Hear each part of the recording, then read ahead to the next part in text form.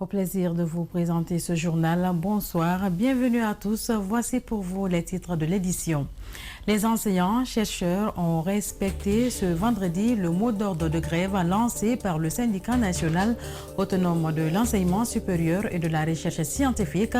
Ils exigent tous une meilleure condition de vie et de paiement de leurs arriérés de primes. 22 janvier 2007, les Guinéens ont manifesté un peu partout dans le pays, mais principalement dans la capitale Conakry, contre le régime du général Lansana Conté. Une centaine de personnes avaient été tuées à l'occasion donc de la commémoration des 14 ans des événements du 22 janvier 2007. Certaines victimes de la marche se souviennent toujours. C'est tout pour les titres. Bienvenue à tous.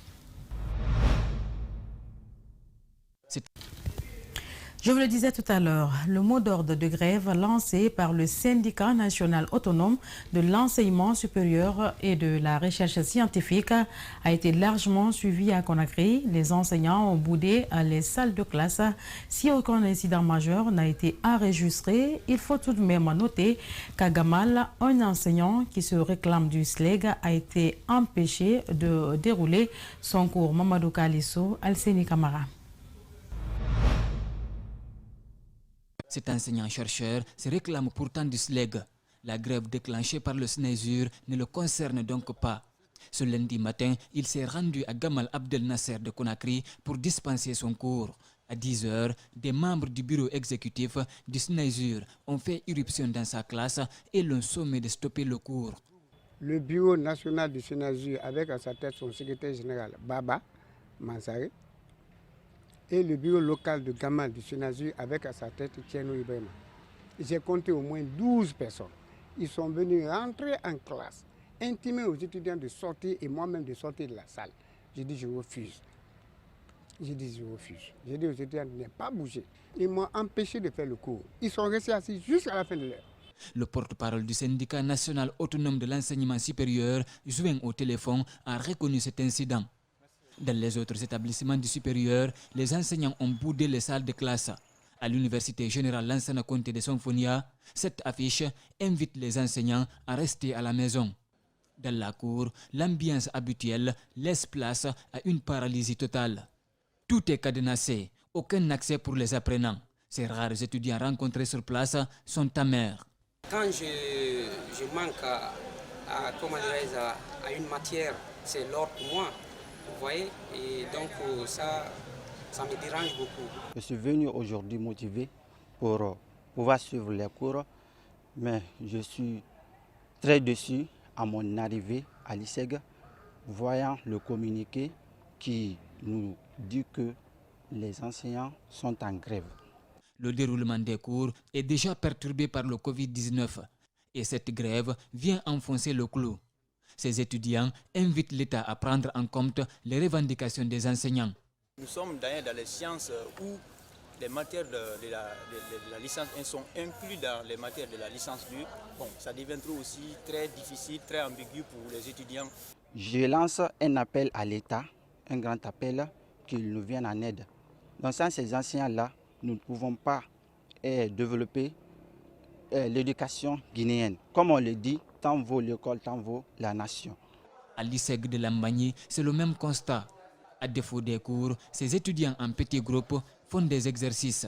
Nous sommes là dans le cadre d'un devoir qui nous a été confié par notre professeur. Donc on a jugé nécessaire de se regrouper là ce matin pour vraiment vouloir se donner des idées. Ce premier mot d'ordre de grève qui a démarré ce vendredi se poursuivra jusqu'au 26 janvier avec une possibilité de reconduction si rien n'est fait, indique l'avis de grève.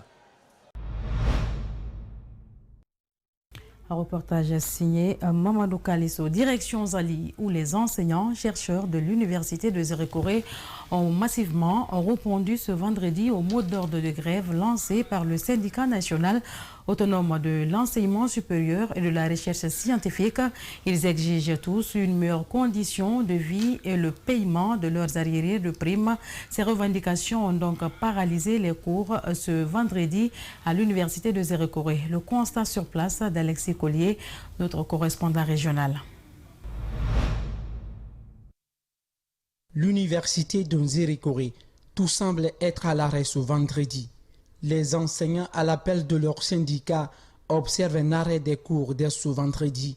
Une situation qui mécontente les étudiants. C'est un sentiment de déception parce que vous savez, avec la pandémie, on a passé beaucoup de temps à la maison. Pour terminer le dernier module de l'année passée, on était obligé de faire une grande cadence des cours, c'est-à-dire à une vitesse supérieure. Donc si on reprend l'année universitaire comme ça et que c'est les grèves, surtout on dit que le défaut vient de l'État, c'est un sentiment de déception. Un sentiment de déception aussi pour de nombreux étudiants qui s'organisent déjà en groupe de révision. La quasi-totalité des salles sont restées vides ce vendredi, conséquence d'une revendication syndicale. Nous ne pouvons pas faire autrement que suivre ce que nos chefs ont demandé de faire. Nous, notre souhait est que les syndicats et les syndiqués, ainsi que les autorités, trouvent un point d'entente le plus tôt que possible, parce que ça n'arrange personne. Pour cette première journée de grève, l'université d'Nzérékoré s'est vidée de tous ses enseignants et étudiants. Une satisfaction pour les syndicalistes qui n'envisagent pas reculer. Tant que notre secrétaire général, c'est-à-dire Dr Baba Mansaré, nous dit de partir en avant, nous allons partir devant. Les enseignants vont donc observer un arrêt de travail de 4 jours ouvrables à compter de ce vendredi jusqu'au mardi 26 janvier. Retour à Conakry pour parler du 22 janvier 2007. Je vous le disais au sommaire, les Guinéens manifestaient un peu partout dans le pays, mais principalement dans la capitale Conakry. Ils étaient sortis pour protester contre le régime du général Lansana Conté à l'occasion donc de la commémoration des 14 ans des événements du 22 janvier 2007. Certaines victimes de la marche se souviennent toujours. Mohamed Valek Touré et Lamine Silla ont rencontré un député qui était dans les rues. Suivez. Ils étaient sortis protester contre le régime du général Lansana Conté suite à l'appel de l'intercentrale syndicale CNTG-USTG. À l'image des autres victimes des différents événements, ce député qui a pris part à la marche du 22 janvier se souvient de la date. Le 22 janvier a été un cap qui a été commencé par l'esprit de revendication et la volonté du changement. Le mot changement, ce n'est pas maintenant qu'il est créé, c'est depuis à ce moment-là. Mais la société civile était encore beaucoup plus affaiblie, les partis politiques complètement laminés, donc les seuls qui restaient les porte-voix des citoyens, c'étaient les syndicats. Des victimes méritent d'être soutenues sur le plan judiciaire et social selon certains témoins. Selon les chiffres, 186 personnes ont péri dans cette tragédie et 1188 blessés graves, dont 910 arrestations arbitraires, 28 cas de viol, sans oublier les destructions d'édifices publics et privés. Toute personne qui vous dira que les événements de janvier et février 2007 sont faciles, elle se trompe. D'ailleurs, on peut dire qu'il y a une avancée parce qu'on a osé porter plainte pour des crimes de masse en mai 2012. Certains ont la prudence de dire plusieurs dizaines de morts, mais moi je peux dire des centaines de morts. Une audition aurait été ouverte pour situer les responsabilités en vain. Depuis la fin des auditions, le dossier n'a pas connu d'avancée majeure, faute d'inculpation des personnes qui ont été dénoncées par les victimes. Quand j'entends les Guinéens dire qu'il y a l'ethnocentrisme, ils sont malhonnêtes, ceux qui le disent. Ce qui est réel, il y a des crimes d'État. Dans un pays, le seul qui a le devoir de sécuriser tous les citoyens, c'est l'État. Quand un seul Guinéen est en insécurité, c'est la faute à l'État, c'est la défaillance de l'État, c'est la responsabilité de l'État. Les victimes de la marche du 22 janvier 2007 demandent d'être rétablies dans leurs droits. Un procès rêvé tarde encore.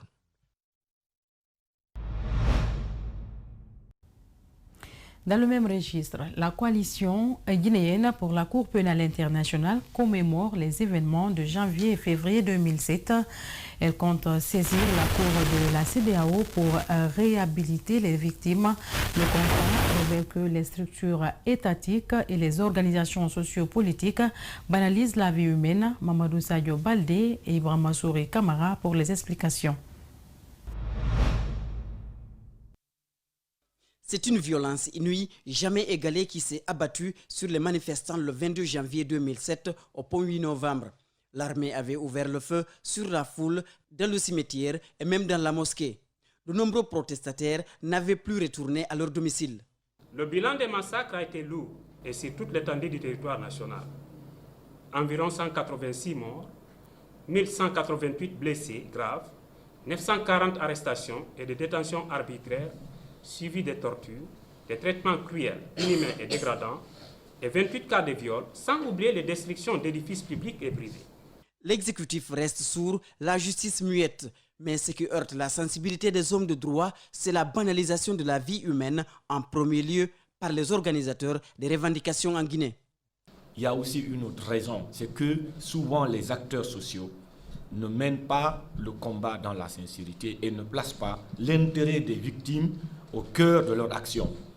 La société civile d'alors aurait pourtant bénéficié d'un financement important pour engager les procédures judiciaires. Ces leaders se seraient partagé l'argent du partenaire et ont mis le pied sur le dossier. La grande différence avec le massacre du 28 septembre 2009, c'est l'engagement de la partie civile qui a conduit d'ailleurs à l'inculpation de plusieurs individus, même si le bout du tunnel est encore loin. Toute personne qui vous dira que les massacres du 28 septembre sont faciles, que les événements de janvier-février 2007 sont faciles, elle se trompe. D'ailleurs, on peut dire qu'il y a une avancée concernant les massacres du 28 septembre 2009. Face à ce blocage, la coalition guinéenne pour la Cour pénale internationale décide de saisir la Cour de la CEDEAO pour réhabiliter les victimes. On part à Abuja pour obtenir au moins un arrêt pour réhabiliter les victimes. Les purges perpétrées en Guinée de 1959 à 1983 sous le régime de Sékou Touré, c'est autour de ce thème que l'association des victimes du Kambouaro a conféré ce vendredi avec la presse. Plusieurs décennies donc après le premier président de la Guinée indépendante, les victimes et parents des victimes du célèbre Kambouaro attendent toujours d'être rétablis, de connaître la vérité. Rosaline Goto-Mondemou commente les images à Dibra Mansour et Camara.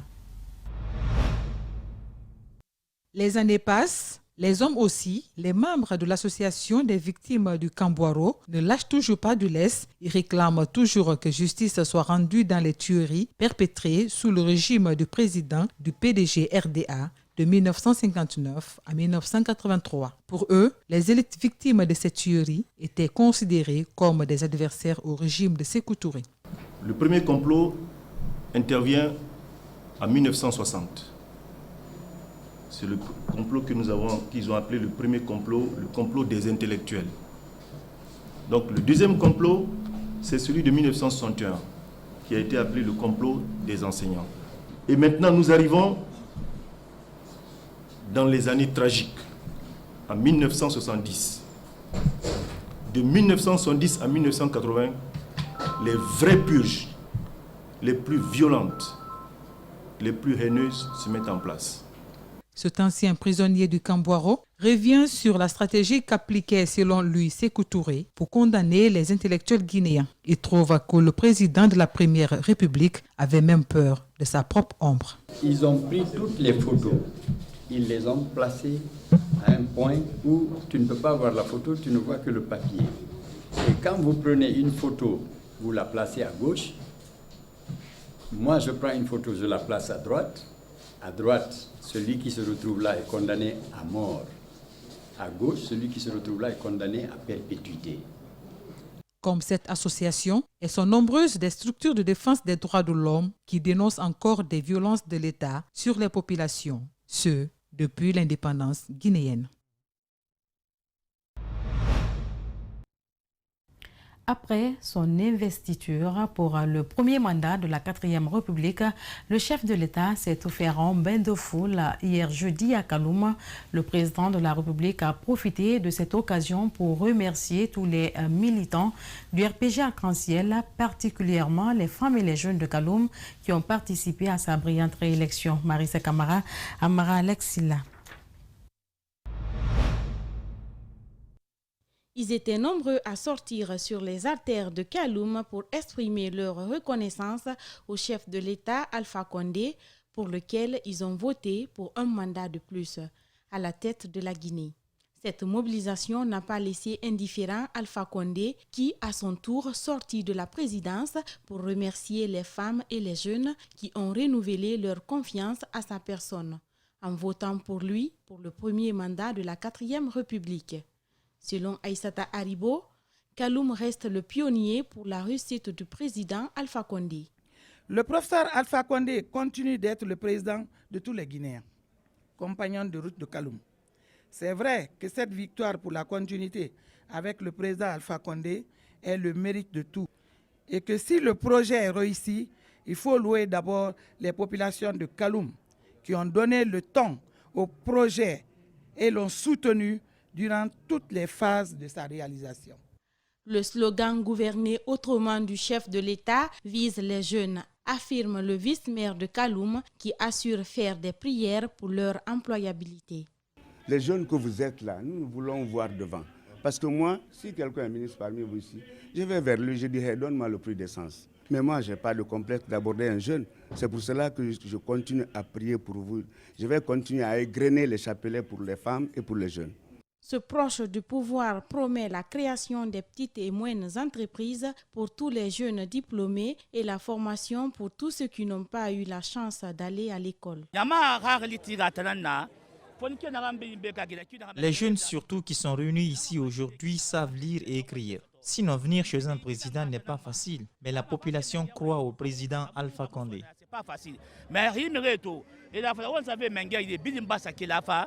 Les femmes militantes attendent du président la création de l'emploi pour leurs enfants diplômés. Le médiateur de la République a reçu le nouveau chef de file de l'opposition ce vendredi à son siège à Dixine. L'ancien Premier ministre regrette l'absence du dialogue politique, bien que la mission qui lui est confiée ne soit pas politique. Il a tout de même prodigué d'utiles conseils à Mamadou Sylla et à son équipe. Les visiteurs se disent satisfaits des échanges. Mamadou Boulere et Yallo, Ibrahima Dekosouma. Accusé d'être silencieux face aux problèmes qui traversent la Guinée, le médiateur de la République se défend. Même s'il leur donne raison en partie, il invite ses détracteurs à cerner les textes qui régissent les prérogatives de son institution. Les gens pensent que le médiateur, c'est celui qui vient dès qu'il y a conflit politique et tout, il vient. Non. Nous sommes régis par des textes. Il n'est pas dans les attributions d'aujourd'hui du médiateur de faire la médiation dans le domaine politique. Nous pouvons intervenir, nous intervenons sur des domaines institutionnels, par exemple, et administratifs. Quand un citoyen a des problèmes entre lui et l'État, entre lui et les administrations, il vient chez nous ici. Un cadre de dialogue politique doit normalement être mis en place pour discuter des crises politiques, estime-t-il. Le médiateur de la République, cependant, trouve que son champ d'activité est réduit. Il va formuler une demande auprès des autorités pour l'élargir.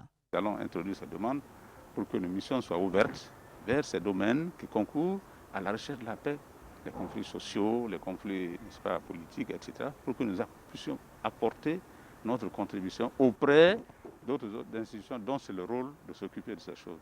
Et ça va venir. Le président de l'UDG et chef de file de l'opposition reconnaît à ses collègues le droit de critiquer les dérapages du gouvernement, mais avec des revendications modérées. On va dénoncer ce projet, tout ce qu'on pense que ce n'est pas bon, mais aussi proposer des solutions. Ne critique pas seulement. Vous savez, l'homme n'est pas parfait, c'est vrai, mais l'homme peut faire beaucoup de choses aussi. Mais le parti, à chaque fois qu'il va se tromper ou ses erreurs, même on peut faire des fautes, mais il y a d'autres. C'est tel que l'opposition est en face, pour essayer de dire, ah, vous avez fait ça, on pense que c'est comme ça, on propose. À la fin de la tournée du cabinet du chef de file de l'opposition, un rapport sera dressé et transmis au président de la République, annonce Mamadou Sylla. C'est la fin de ce journal réalisé par toute l'équipe de la rédaction et de la régie d'Espace TV. Grand merci à tous de l'avoir suivi. Bonsoir. Niger.